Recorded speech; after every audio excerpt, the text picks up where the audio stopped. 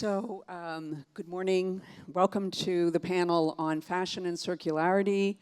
I'd like to, wait, where's Katrin? She's coming. I'd like to, I'm Jennifer Schenker, editor-in-chief of the Innovator. We're a publication that focuses on innovation and sustainability, two topics that are very much intertwined.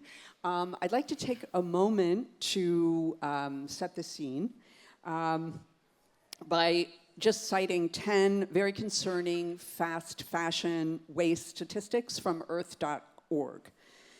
92 million tons of textiles are produced every year, and the apparel industry's global emissions will increase by 50% by 2030. The average US consumer throws 81.5 pounds of clothes away every year.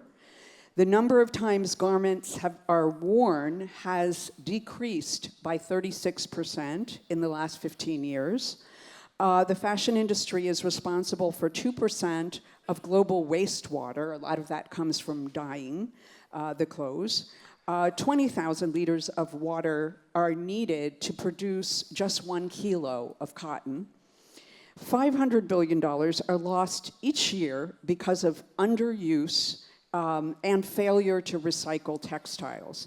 A very small percentage of clothing is recycled in part due to the fact that blends are used that include natural yarns, man-made filaments, plastics, and metals, and it's very difficult to separate these materials.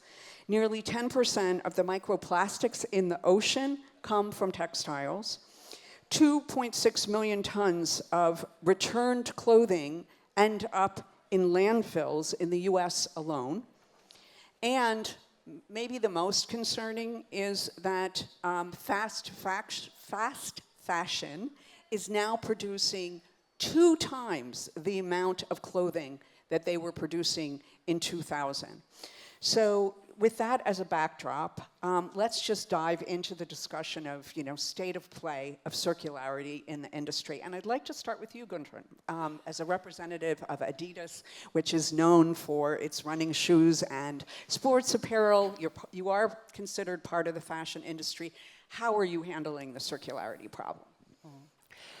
So for us, this is not a new topic. No?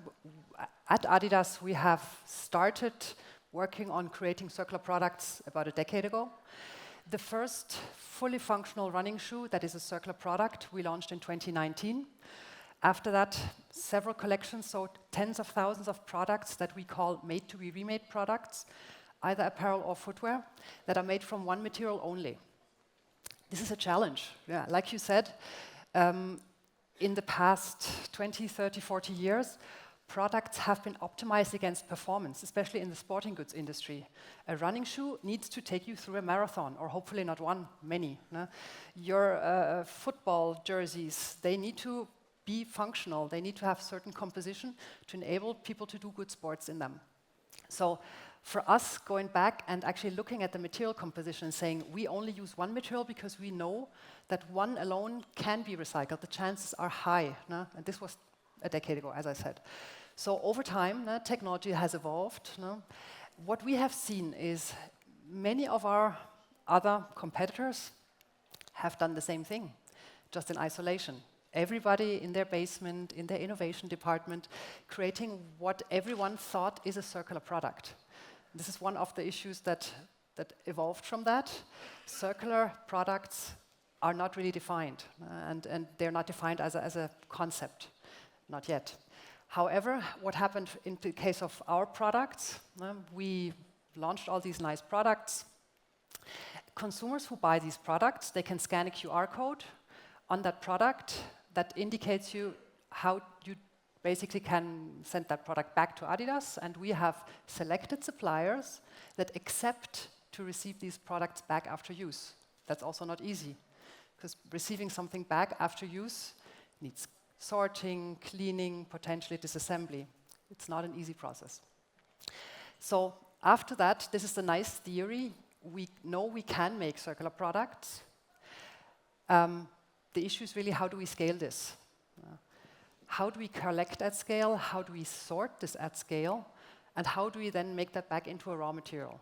And I think this is at the moment the point where the fashion industry, and I think I can speak for a lot of our competitors as well, we have tried a lot in the last few years. There was a lot of romanticism of what circular actually means, and we reached now a moment where we're down to reality. We know what it means. Thank you for that overview. I think it's worth taking a moment to talk about what circularity means and will mean in the future, because some people might think of it as, say, biodegradable, but that's not really what we're talking about here, right? So can you kind of take a minute to talk about that? Yeah. So circularity can be different in different industries, but when we look at the product and the purpose of a textile, of a shoe, of an apparel product, there are three things that define a circular product, and this is in alignment with upcoming EU regulation, also with UN definitions. Products need to be durable, they need to be recyclable, and they need to have maximum recycled content in them. This is, in the meantime, this has become quite accepted in our industry, and it will also be where the regulation will drive us when it comes to the eco-design guidelines that the European Commission is working on under the Green Deal. So this, for us internally at Adidas, we have a circularity definition for ourselves. That means the value of products and materials needs to be kept as high as possible, as long as possible, which reflects exactly this.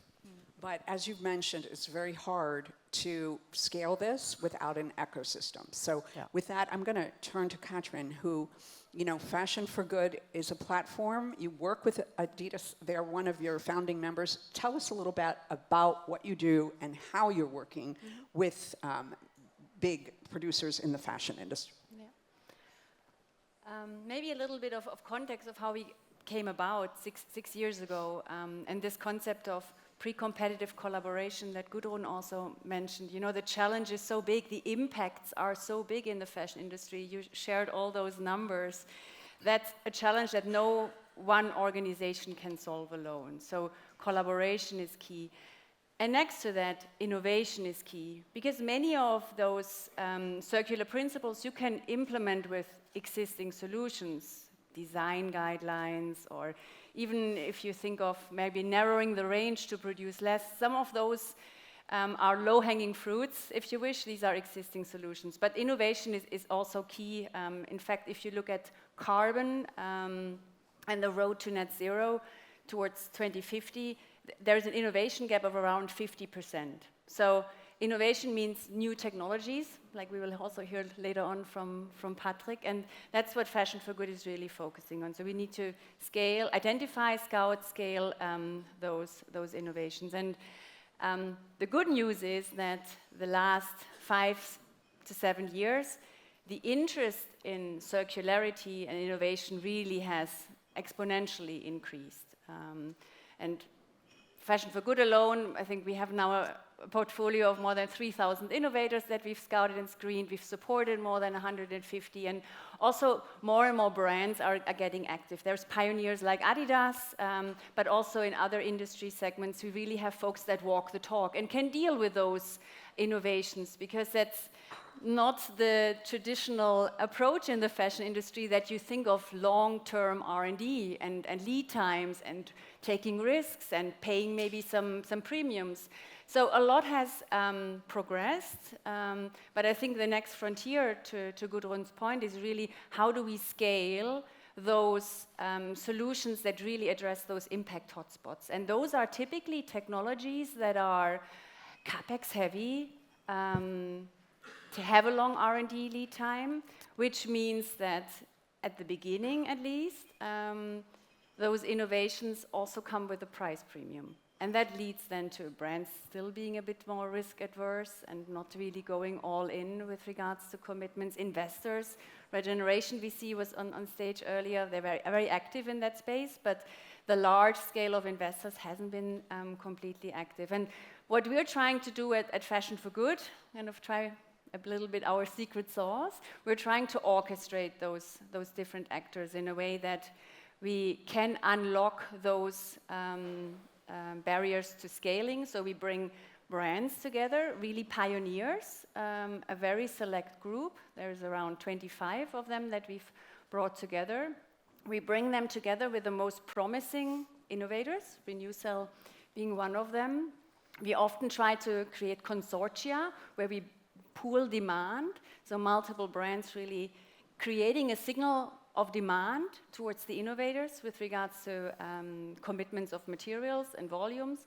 And that then in itself will unlock also financing from investors, because for those investors, the whole story becomes much more de-risked, and they then bring the required financing into the mix so that the innovator can further grow, scale, price premiums drops, so eventually you can really make this whole solution available for more wider spread adoption. So that's a little bit how we work, and I think Patrick will nicely explain these challenges from the innovator perspective in more detail. Yes, so Patrick, please tell us a little bit about how you're working with the Fashion for Good platform and a little bit about your technology.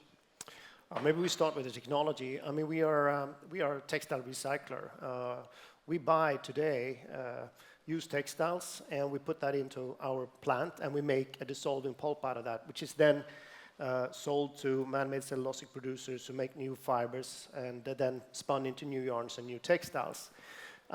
We have been existing since 2012, but in 2020 we made an IPO in order to raise the capital in order to build the first large-scale plant, which was built in only 15 months and now operational. So we're now operational at a scale of approximately we're scaling it up now to 60,000 tons. We're already 60% loaded in the plant, and we will increase that capacity again next year for another 60,000 tons up to 120,000 tons. The way we work with this is what's important is, and what already have been said, is that offtake agreements, if we want change in the world, we need to start with somebody committing to actually taking those fibers, taking those volumes. Otherwise, you don't get investors who's going to be investing in a company that is asset heavy like ours. I mean, this is not IT in the way you have, 5 or 10 people coming up with a new game or a new pay app or whatever. We know that will not change the world. Fantastic companies, but what we need to do now, as mankind, we need to change our industries, and it starts with companies like Renewcell and Coleo as well. I mean, we are the ones that need to do the change. So we are the missing link for circularity. Thank you. So, David, let me turn to you now, and let's talk about Coleo's approach to the problem and how you are scaling across Europe. I mean, it's interesting because I think that we have two sets of problems here. One part is technology. I mean, there were some blockers which were technology, but also we are talking here about a value chain development problem and challenge. And in our case, our story has been slightly different. I mean, our story is that we were like a textile classical supplier for fast fashion brands and retailers. And then in 2019, we started like integrating ourselves backwards and developing a waste management business just to fit our operation and make it circular. No?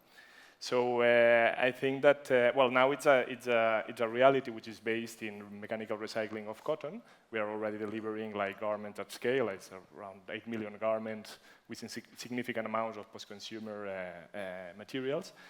But and the point here is that we see exactly the same problems that you're pointing out. I mean, it's a scale problem. Now we need to develop the whole supply chain in a balanced way. It doesn't make sense that like Patrick is developing 120,000 tons per year plant if there's not a supply in place in sorting for recycling. So I think that this game of scaling up, like consolidating volumes, giving a stability to the market, to the value chain, is super, super important. And this is like perhaps the problem that is composed. No, is technology, is like volumes, is demand, which is like ultra important. I mean, because this is what's giving actually stability to investors and to everybody. And we're in the midst of this game of jumping from one problem to the other all the time. And can you talk a little bit about how you are scaling the operation in a very, I think, innovative way through collaborations? I mean, talking about the sorting for recycling business, one of the main blockers that we have is that we don't have enough homogeneous and correctly sorted, and reliable feedstock. So this is a problem that cannot be solved with 1 or 2 plants, but needs like to consolidate materials with different plants that share the same criteria. And the criteria comes with technology, I mean sorting technologies, but also traceability. So this is the combination of this expansion plant in terms of the European level of plants sharing the technology. It's like a sort of, it's a mix between a consortium of plants and also like a directly owned plants that we hope to be able to feed like this newborn industry, And that's the game that we are trying to play. And where are you on this trajectory? How many of these recycling centers are collaborating with you today, and what's the game plan? I mean, basically now we have like 2 plants that are already operating in Spain. I mean, and then a new one that is being built right now. And then we have like a plan of expanding with 5 new plants in 2024-25. So it's like mainly Spain because we are very based in Spain, but at the same time we are just trying to have like a European ambition so that we can give a service. And actually in the long term, the perspective is that this is like a local, waste is a local problem. It doesn't make sense to move materials around in the long run. So, yeah. So let's talk about the role of regulations in helping solve some of these remaining challenges. So Gudrun, normally big companies don't like regulations. What is your feel about the EU Green Deal and the regulations that are coming into play? Yeah, it seems a bit ironic, but in this sense, I definitely believe that regulation is very welcome in 2 ways. One is, like I mentioned, the definition of a sustainable product. That needs to be set. What is sustainable or circular or circular versus non-sustainable? That is not clear today, and there is a lot of unclarity for the consumer with that. So how do I offer a product to a consumer and tell him in a credible way this is a sustainable product when there is no standard? And that will be solved with the eco-design guidelines coming from the European Union, which we are very glad and looking forward to, honestly. At the same time, this whole back end, and you mentioned it, this entire ecosystem that needs to be built will also be encouraged by regulation. There are 2 things that I could mention. One is in 25, there is already legislation out there on a European level that municipalities will have to collect textile waste separate from the remainder of the waste. So looking at Munich also, I hope you have that on your plan. For us, this is good news because that means textiles would not be mixed in with other waste. That this would be cleaner from the start, and that hopefully there will be an industry developing in sorting that into exactly those qualities that are needed by the recyclers to make actual raw material from that waste. So that is definitely needed, and for us, that ecosystem that needs to exist. And maybe one more point. Over the last few years, usually, brands have looked at consumers to say, hey, consumer, we offer you these great circular products. Come and buy them and bring them back to us. We are asking too much of people. We're all consumers and we're all citizens. People have habits. Now, people bring back their old clothes, usually to a charity or a container that is in your street. To change those habits is extremely difficult. And we should really take advantage and be pragmatic of what we have. And also that will be encouraged by, hopefully, a regulatory approach of how textiles and shoes are discarded all over the European Union. Yeah, it's a really interesting point, the role of government and also the role of mindset and consumer behavior. But I know, like, I live in Paris, and I know that, on my street, there is a container where people know they can take shoes and clothing. We have no idea what happens to it. It probably gets sold off or dumped in Africa. But we already have that behavior of like, oh, there's a place on the street that I can bring my textiles, and rather than throwing them in the garbage. So it doesn't seem to me that it would be so hard if the municipalities can set up ways to, recycle glass and paper, that to just set up another container for textiles. I think with the renewed sense of the importance of sustainability, I think a lot of people would do that. What do you see as the role of regulation, and what frustrates you, Patrick? Well, what frustrates me is that the governments and the rule of regulation is so slow. Technologies are there. I mean, we can do this, and we could do it tomorrow, basically.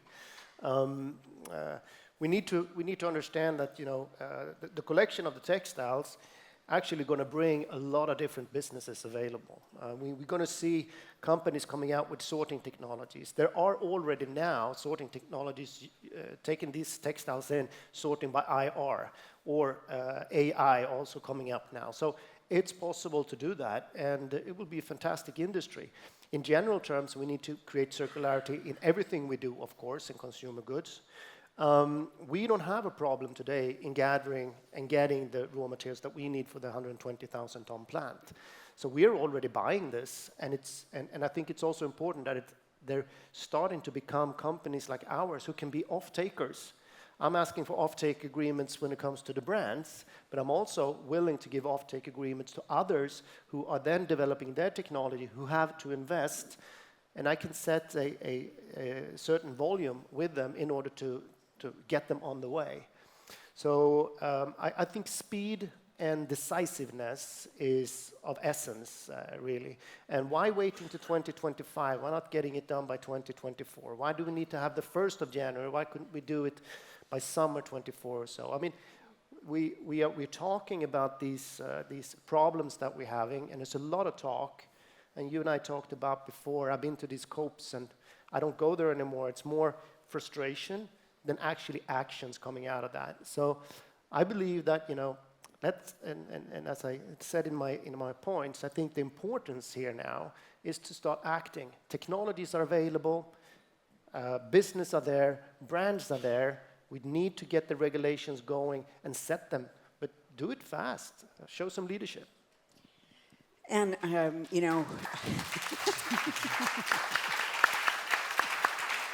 great point. And, just wanted to get you to also add something you said to me earlier, which I thought was important, that, companies need to stop thinking about circularity as a burden and more as an opportunity. Yeah. I mean, if we look at the world today, there's not one world leader. Biden talks about it, EU talks about it, Xi Jinping talks about it. Xi Jinping has said that 25% of all textiles in China need to be recycled. And so the business opportunities are there for the fashion industry. The business opportunities are there for all different kind of things that we need to do on the sustainability sector. New batteries, environmentally friendly steel, and so forth and so on. So this is the world's biggest business opportunity. And I think the previous speaker that I was not able to listen to because I was waiting for this panel, she was talking about the 5th industrial revolution. I fully agree. We need to switch from thinking about sustainability as a burden. This is the biggest business opportunity, and they will build some absolute fantastic high-growth companies going forward. So jump on the bandwagon. Super. Okay, the other 3 panelists, we're almost out of time. Very quickly, your call to action. What more needs to be done? Who needs to do it? Put them on the spot. Katrin. Well, I think if there are brands in the room, it's about taking the action that Patrick just said. Commit to offtake, play this pioneering role and signal that demand. On the investor side, this is a huge opportunity. This is a huge business opportunity. Regeneration VC has shown that, so others please join in that journey. And I think to the policymakers specifically, there is a lot of exciting stuff in the pipeline with regards to Europe. So this is about actioning it now.